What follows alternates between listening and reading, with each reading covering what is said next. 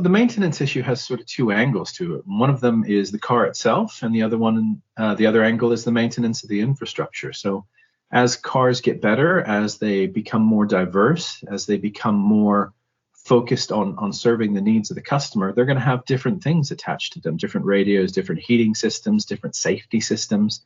So all of those things, as they're evolving and changing, are going to require different maintenance patterns and different maintenance skills from the technicians who serve them. So we know for a fact that we're sort of behind in the amount of technicians that we need to be able to serve the number of EVs that we're expecting over the next sort of 10 years or so. But I think the market's responding to that.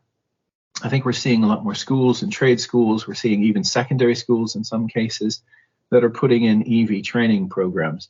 And there's a lag, of course. It'll be a couple of years before the students going into those programs come out as fully qualified EV technicians. And then, of course, it'll be a couple more years after that till they become relatively experienced and a bit more efficient at what they're doing. So within sort of 5 to 10 years, we should see some response to that, which is not a bad thing. But as the cars get more diverse and as they keep changing, those technicians are going to have to keep renewing their skill sets.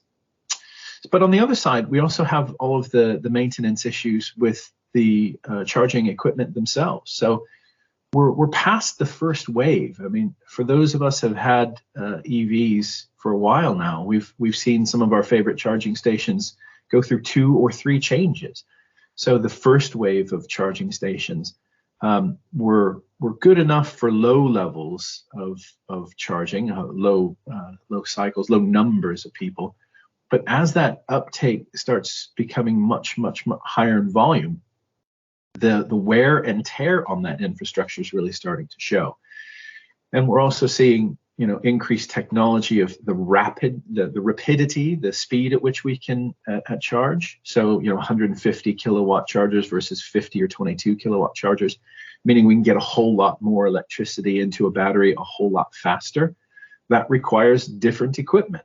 So not only are we having to innovate and build new equipment, and that requires skilled electricians and technicians and innovators with the technology itself, but now we have to have a whole platoon, a whole army, a whole industry of people who can install these rapid chargers in a way that's both safe and effective and cost effective at the same time. But like I said, we're now sort of on the second or third wave in many of those cases, of the types of chargers and where they are. We're seeing vandalization. We're seeing damage to these charging points. That requires yet another area of the service industry to come in to repair and replace the chargers themselves. So we're past just the innovation and getting things in place, and now we're sort of in that maintenance stage as well, where we have to keep innovating, but we also have to maintain the existing infrastructure in the cars.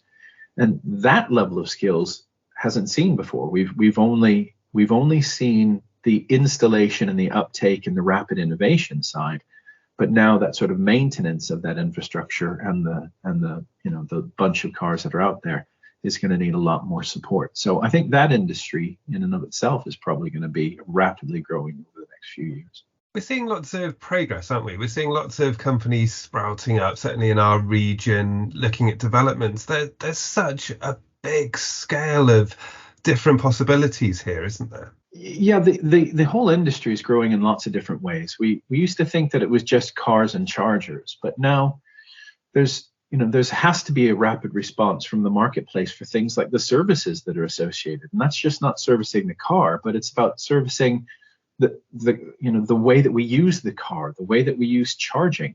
I think I saw a statistic to say that there's an expected increase of £8 billion or something in the UK to support all the financial payment structures that happen as a result of using RAVs. So in some of the new car sales, they're offering services that you subscribe to.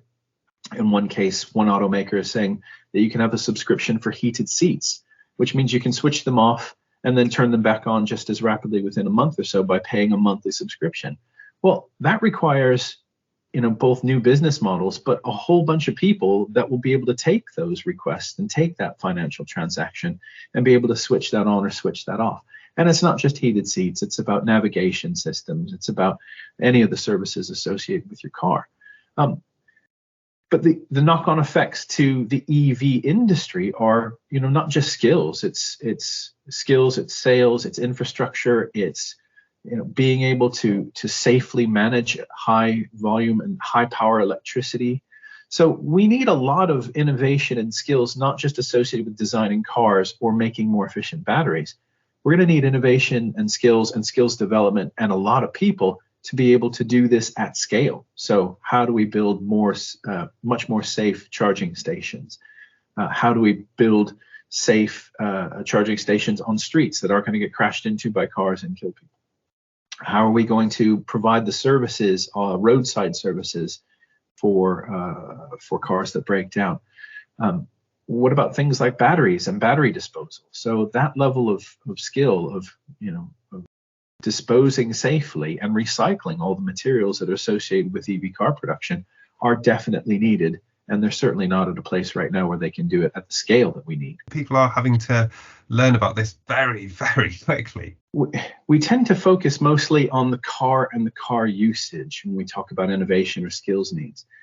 But sometimes it's sort of the knock-on areas. Like, for instance, when we're talking about roadside services, the main roadside services groups are really, really good at understanding the things that affect their business. So they create really good predictive models about when cars break down. Well, that links really nicely to things like EV usage, because these new cars and the sensors, and the chargers associated with them are packed full of sensors and things that measure the way that we use the product, when we use the product, and how heavily we use that product. And that provides a whole bunch of data to the service providers like the AA, like the RAC, like those roadside systems, but as well as to the people who manufacture the cars, the batteries, and the charging stations. So one of the skills that we're probably not sort of noticing, or one of the skills that we're going to need a whole lot more of, are people that understand data analysis, that can look at things like when we use our cars and the rate and how we use our cars and the batteries and the chargers, so that we can design better response services for when there's a failure. There's a lot of work going into using those points of data and those analyses to create predictive analytics, so to better understand when things will happen before they even happen. So there's some maturity in that, but in other industries, and I think that needs to start coming into the EV industry a whole lot more, because there's more money to be made from those companies that are smarter and more responsive and more tailored in their response to when your charger breaks down, to when your car breaks down, and the way that it breaks down, and can they fix it really rapidly so that you're not stuck.